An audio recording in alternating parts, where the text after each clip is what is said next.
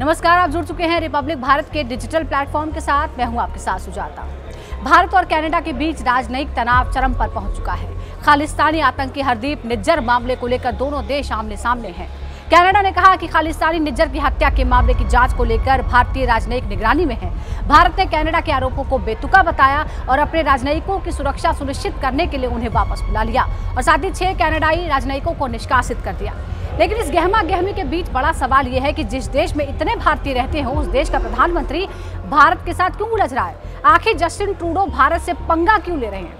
तो इसका सबसे बड़ा कारण प्रधानमंत्री ट्रूडो की घरेलू स्तर पर घटती लोकप्रियता और सिख समुदाय को लुभाने की कोशिश है। दरअसल जस्टिन ट्रूडो की भारत के प्रति आक्रामकता, घरेलू स्तर पर गिरती लोकप्रियता और उनके खिलाफ बढ़ते असंतोष से निपटने के तरीके के तौर पर देखी जा रही है। अगले साल होने वाले चुनावों से पहले राजनीतिक रूप से महत्वपूर्ण सिख समुदाय को लुभाना जरूरी है।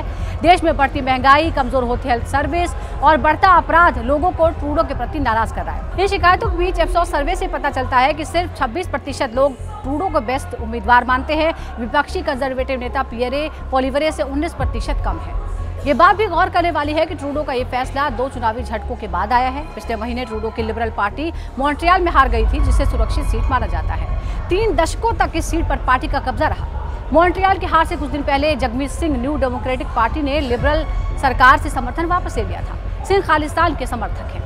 हार के बाद ट्रूडो के पार्टी सहयोगी ने उनसे पद छोड़ने की मांग की, क्योंकि कई राजनीतिक एक्सपर्ट ये भविष्यवाणी कर रहे हैं कि लिबरल्स को ब्रिटेन में कंजर्वेटिव पार्टी की तरह दुर्दशा का सामना करना पड़ेगा।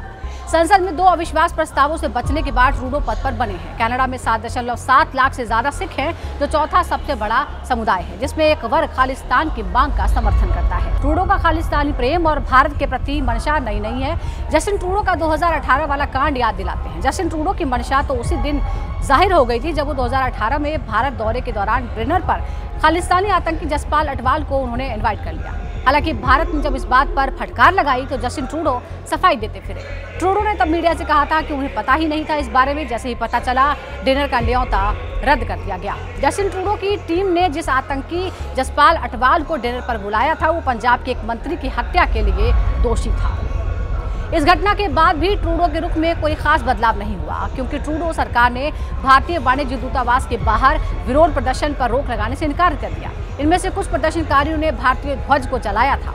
ऑपरेशन ब्लू स्टार की 40वीं वर्षगांठ पर ओंटारियो और टोरंटो में जुलूसों में आपत्तिजनक झांकियां निकाली गई। कनाडा सरकार ने खालिस्तान पर जनमत संग्रह को रोकने से भी इनकार कर दिया, जिसका समर्थन सिख फॉर जस्टिस कर रहा है। जून 2023 में ट्रूडो ने पहली बार आतंकी हरदीप सिंह निज्जर की हत्या में भारतीय एजेंट के शामिल होने की बात कही थी। दोनों देशों के रिश्तों में तल्खी की शुरुआत तभी से हुई।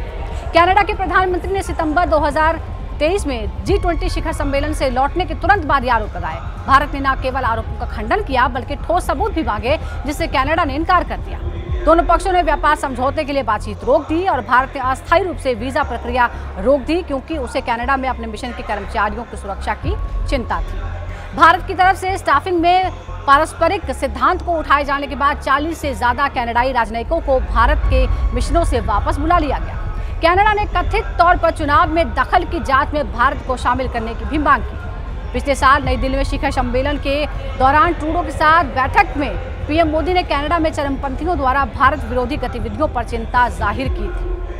हालांकि ये कोई पहली बार नहीं है जब अलगाववादियों ने भारत और कनाडा के बीच द्विपक्षीय संबंधों में बड़ी दरार पैदा की हो।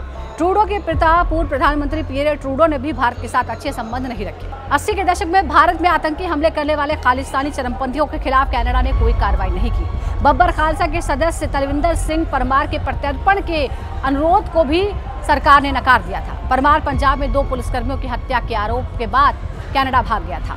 बब्बर कथित रूप से 1985 के कनिष्क बम धमाके में भी मास्टरमाइंड था। हालांकि वो 7 साल बाद पंजाब में ही मारा गया था। साफ है कि कनाडा के प्रधानमंत्री ट्रूडो भारत को बदनाम करके अपनी सियासी रोटी सेकने में लगे हैं। वो भारत पर झूठे आरोप लगाकर अपनी सियासत चमकाना चाहते हैं। यही वजह है कि जस्टिन ट्रूडो अपने फायदे के लिए 2 देशों के मैत्रिक संबंधों को भी ताक पर रख रहे हैं। पहले पिता पियरे ट्रूडो कनाडा की धरती पर खालिस्तानियों को पाल पोस रहे थे और अब उनके बेटे जस्टिन ट्रूडो खालिस्तानियों को सिर पर चढ़ा रहे हैं। लेकिन इस दौरान वो एक बात भूल जाते हैं कि पाकिस्तान का क्या हुआ। पाकिस्तान जिसने आतंकियों को पाला, वो आज खुद आतंकिस्तान बन के दर दर की ठोकरें खाने पर मजबूर है। इस वीडियो में फिलहाल इतना ही। खबरों को और जानने के लिए आप लगातार जुड़े रहिए रिपब्लिक भारत के डिजिटल प्लेटफॉर्म के साथ। नमस्कार।